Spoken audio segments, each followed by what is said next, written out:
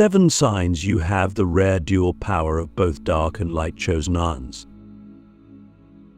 There are some people who feel like they don't belong anywhere, but also belong everywhere. They walk in between realms, between light and dark, creation and destruction, healing and chaos. They are not just chosen. They are twice chosen, once by the light and once by the dark. Not because of punishment, not because of imbalance, but because their soul carries a rare blueprint, a dual power that few understand and even fewer survive. If you're watching this, there is a reason. Something inside you has always whispered that you're different. Not just sensitive, not just intuitive, but otherworldly. And yet, you've questioned yourself endlessly, because no one ever told you that you could be both, the vessel of divine light and the holder of sacred shadow. Let me tell you something most spiritual teachers won't say out loud. Not all chosen ones are born to radiate light. Some are born to carry the weight of darkness, to transform it from within. And rarer still are those who are born with access to both, those who were never meant to pick a side, but to become the bridge. You don't fit into conventional spiritual boxes because you were never meant to. You feel too much, see too deep, and know things you were never taught. And yet, your life has likely been a battlefield, because the forces of both recognize what you are. They've tested you, broken you, molded you, but now you're remembering. Click subscribe to this channel to get more profound spiritual lesson. The first sign you have the rare dual power is your inner conflict has always felt cosmic. While others wrestle with ego and insecurity, you felt like you were at war with something ancient. There's a part of you that wants to ascend, purify, elevate, and there's another part that wants to burn everything down, to dive into the underworld, to embrace the forbidden and the fierce. You felt guilt for loving the dark. You felt shame for craving the light. But what if the war within you wasn't a flaw, but an initiation? What if the light taught you compassion and the dark taught you power? And what if your soul chose both, not to be torn apart, but to unify what the world sees as opposites? The second sign, you attract polarities. Light workers are drawn to you for your depth and wisdom. Shadow beings are drawn to you for your energy and mystery. You've played roles on both sides: healer, destroyer, guide, challenger. People either worship you or fear you. There's rarely any in-between. That's not a reflection of who you are, it's a reflection of what you mirror back to them. You activate people. You awaken their light, but also their shadow. And you've probably lost friendships, lovers, even mentors because of this energetic intensity. But the truth is, you didn't come here to be palatable. You came here to be polarizing, because polarity awakens truth. Third sign, you feel most alive in extreme states. Bliss and pain, ecstasy and grief, silence and chaos. You're not numb. You're wired for intensity. You can sit in meditation for hours and then dance like a wild storm. You can cry like the earth is ending and then laugh with the joy of the cosmos. You've always straddled the edge of transformation. That's because your soul doesn't evolve through comfort, it evolves through extremes. You carry the codes of both ascension and descension. You don't just rise, you descend into the depths, retrieve lost parts of yourself, and bring them back into the light. You are the phoenix and the fire. The fourth sign is perhaps the most painful. You've been misunderstood most of your life. Even in spiritual circles, people don't quite get you. You're too edgy for the light workers, too conscious for the shadow practitioners. You've been called too sensitive, too intense, too much. But you were never meant to be understood. You were meant to remember. The path of the dual chosen one is lonely, not because you're broken, but because you're rare. You're not here to follow. You're here to forge. and forging paths means walking through terrain no one else dares to enter. That's why your life has been a series of deaths and rebirths. You've died 1,000 times in one lifetime, just to remember who you are beneath the masks. Fifth sign, you faced spiritual attacks from both sides, not just energetic interference, but moments where it felt like something was trying to break or claim you. You've been tempted by the seduction of power, and you've been tested by the demands of purity. Both realms have tried to recruit you. Both have tried to own you. But your power lies in your refusal to be possessed by either. You are not a servant of the light or the dark. You are a sovereign of both. That's what makes you dangerous and divine. You've survived what others couldn't, not because you're lucky, but because you were built for the in-between. The sixth sign, you have a deep, unshakable sense of purpose, even when you don't know what it is. You've always known you were here for something big, something cosmic, something that would ripple through generations. But the path has been foggy, chaotic, non-linear. That's because your soul didn't come for a straight road. It came for a labyrinth. And every twist, every betrayal, every breakdown wasn't a mistake, it was a map. You're not lost. You're in the spiral. And the spiral leads not to a destination, but to a revelation. You are the mission. And the seventh sign, the one most never speak about, you've seen yourself in dreams, visions, or meditations as both a savior and a destroyer. You've seen yourself in armor, in light, in shadows, in ruins, in temples. You've lived lifetimes inside your own inner world. You've touched timelines you can't explain. And deep down, you know this is not your first life carrying this dual role. You've been this before. You've been feared. You've been followed. You've been exiled and exalted. And now, in this lifetime, you're being called again. Not to choose between light or dark, but to become the balance that heals the separation between them. Let me ask you something now, something only your soul can answer. What would happen if you stopped trying to be one or the other and started living as the whole you were born to be? The sacred burden. Why dual chosen ones suffer more and rise higher? There's a sacred burden that comes with carrying both the light and the dark. It's not something you can explain easily to others because most people operate in one realm or the other. They either bathe in light, trying to stay high vibe and pure, or they dive into the shadow, embracing chaos and raw truth. But you were born into both worlds. And that's not a privilege, it's a responsibility. One that often feels like a spiritual weight pressing against your chest. You don't just experience life, you hold life. You hold the pain of others, the secrets of the unseen, the whispers of the ancestors, and the rage of the forgotten. You walk into a room and feel everything. You look into someone's eyes and know too much, and you've suffered for it. Not because you're weak, but because your soul is strong enough to endure what others avoid. It's easy to look at dual power as a gift, and it is, but it's also a test, because when you carry both frequencies, you live in a kind of constant spiritual tension. You're always balancing, always decoding, always navigating realms that most people don't even believe exist. And the world doesn't make space for that. It doesn't make space for those who can see both the divine blueprint and the broken system. Those who can feel love and rage in the same breath. Those who can channel healing and call down thunder. You've likely spent years, maybe decades, trying to figure out why you suffer so deeply, why nothing ever feels like it fits, why your highs are cosmic and your lows feel like death. It's because your soul is running two missions at once: to awaken the light in a sleeping world, and to retrieve the wisdom buried in shadow.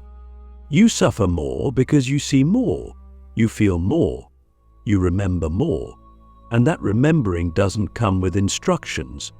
It comes in flashes, in dreams, in painful downloads that tear your identity apart. You lose people. You lose pieces of yourself. And each time, something stronger emerges, but only after the fire. Only after the void. Because dual chosen ones aren't born in comfort. They're born in contrast. They're shaped by extremes. And every part of your suffering has been a forging. Every heartbreak, a hammer. Every betrayal, a blade sharpening your soul. But here's where the sacred part comes in. You don't just rise from your suffering. You rise with codes. You rise with insight. You rise with the alchemy of having touched both heaven and hell and survived. That is what makes you unstoppable. Not your knowledge, not your rituals, not even your gifts, but your ability to hold paradox without collapsing. To sit in the dark and still speak of light. To feel rage and still choose love. That is a power few understand. And it's why the universe tests you so relentlessly. Because you weren't just chosen to awaken yourself, you were chosen to awaken others. And not through preaching or teaching, but through embodying. Let me ask you something piercing. Have you noticed how people are drawn to you when they're in crisis but disappear when they're at peace? Have you noticed how others feel safe telling you their darkest truths, even when they barely know you? That's not coincidence. That's resonance. Your soul carries a frequency that says, I've walked through the fire. I won't judge you. And people feel that before they understand it. You are a safe haven not because you've avoided darkness, but because you've integrated it. You've stared down your demons and said, I see you. But I am not you. That kind of strength cannot be faked. It's earned, and you've earned it. But here's what you must remember. Just because you can carry it all doesn't mean you're meant to. The burden of the dual chosen one is sacred, but it's not meant to crush you. It's meant to shape you. And then, eventually, to liberate you. You're allowed to rest. You're allowed to receive. You're allowed to be soft, even as you hold the storm. You don't need to prove your strength to anyone, not even your past self. The work now is not to take on more, but to refine. To discern what is yours and what is not. To stop trying to heal the world and start embodying the healed version of yourself. That's the new frequency. That's the new path. One where your power is not in how much you hold, but in how clearly you choose. You rise higher because you've gone deeper. That's the equation most people never understand. The light alone can feel empty. The dark alone can feel destructive. But when you carry both, you carry truth. And truth is what this world is starving for. Not perfection, not love and light platitudes, but raw, embodied, grounded truth. Your truth. The one that was born in the ashes. The one that rises every time you remember you are not here to be saved. You are here to lead. The hidden mission. Why you were born to be the bridge between worlds. There's a reason you've never fully belonged to one side of the spiritual spectrum. You weren't meant to. You were born to be the bridge, the living link between the worlds of light and dark, of higher planes and earthly chaos, of divine wisdom and raw human experience. And being the bridge is not a role for the faint of heart. It's not glamorous. It's not always peaceful. In fact, it's often agonizing. But it's sacred. Not everyone can hold the tension of opposites without being torn apart. Not everyone can walk through opposing truths and still stay whole. You can. And you do. Because your soul was built for this threshold. You are the in-between. You are the place where the polarities meet and realize they were never truly separate. Most people choose a side because it feels safe. Choosing the light gives them clarity, identity, and escape from suffering. Choosing the dark gives them power, control, and a sense of rebellion. But what happens when you refuse to choose? When you say, I will stand at the center of it all, and hold the storm without being pulled in either direction. That's when you step into your hidden mission. That's when you begin to embody what humanity has forgotten. That wholeness requires both. That to evolve, we must integrate, not divide. You may not have realized it, but your entire life has prepared you for this role. Every extreme experience, every dark night of the soul, every euphoric breakthrough, it's all been training.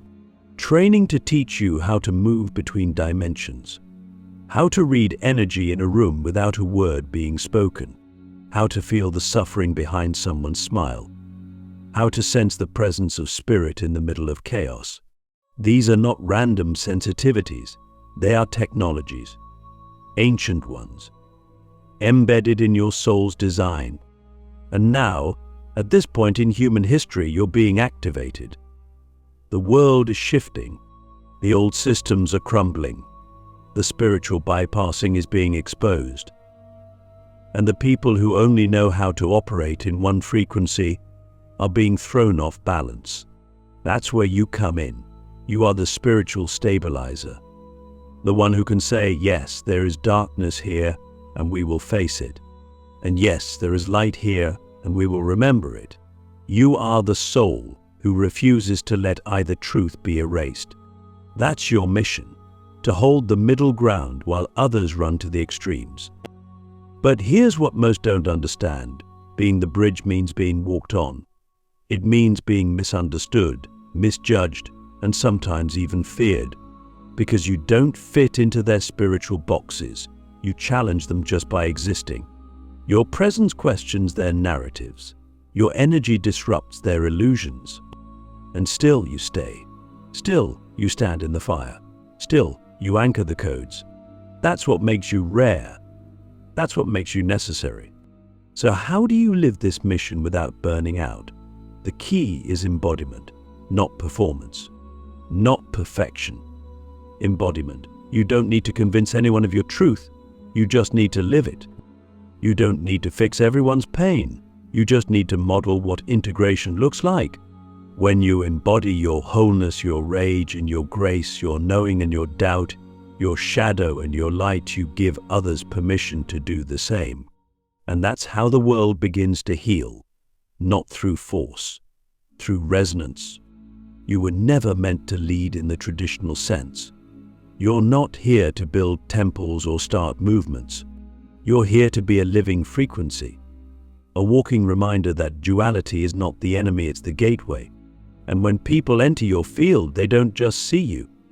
They feel something ancient, something multidimensional, something that says, this is what it means to be whole.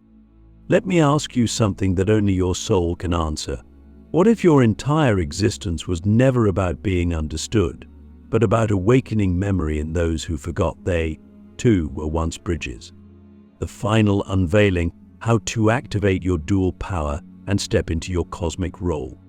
There comes a moment in every awakened soul's journey when the question is no longer why me, but what now? After all the pain, after the endless cycles of death and rebirth, after the realization that you are both shadow and light, you arrive here, on the edge of remembering, on the threshold of becoming. And now the final unveiling begins, because it's not enough to know you carry dual power. It's not enough to survive it. At some point, you must activate it and step into the role your soul has been preparing for across lifetimes. But activation doesn't happen in a flash of light. It begins with choice. A conscious, grounded, embodied decision to stop hiding, to stop shrinking to make others comfortable, to stop doubting the very thing that makes you powerful, your ability to hold contradiction without collapsing. Dual power is not about being perfect in both realms. It's about being present in both. Present enough to hear the whispers of the soul in the middle of chaos. Present enough to feel the weight of pain and still choose love. Present enough to walk through your own underworld without forgetting the stars above you. To activate your dual power, you must stop looking for a path that fits and instead become the path. You are not here to walk where others have walked. You are here to carve something new. That's why your life has felt like a paradox.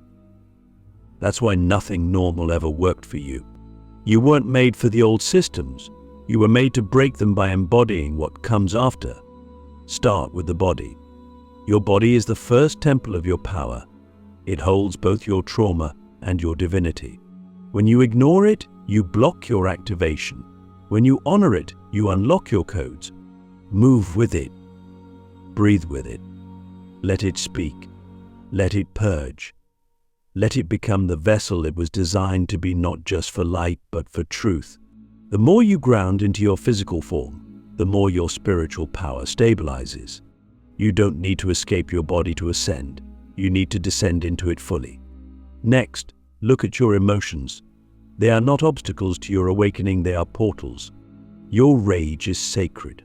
Your grief is holy. Your joy is cosmic. Stop labeling your emotions as high or low. Every feeling you've ever had has been part of your training. The key is not to suppress them, it's to feel them cleanly. Let them move through you without attaching a story. Emotions are energy, and when you allow them to flow, they become fuel for your transformation. And then your voice. This is one of your most powerful tools. Your voice carries vibration. It carries codes. When you speak from your integrated self, not from fear, not from performance, but from truth, you ripple timelines. You activate memory in others. You speak not just to minds, but to souls. So speak, not to convince, not to be right, but to resonate. Speak the things you were once afraid to say. Speak the things others are still too afraid to hear. That's how light enters shadow. That's how shadow becomes wisdom. Through sound, through vibration, through you. But perhaps the most important step in activating your dual power is this: stop waiting for permission. No one is coming to anoint you. No one is going to hand you a title. You don't need a certificate to be what your soul already is. The world doesn't need more followers. It needs more embodied reminders. People who live their truth so fully that others begin to remember theirs. You are not here to be liked.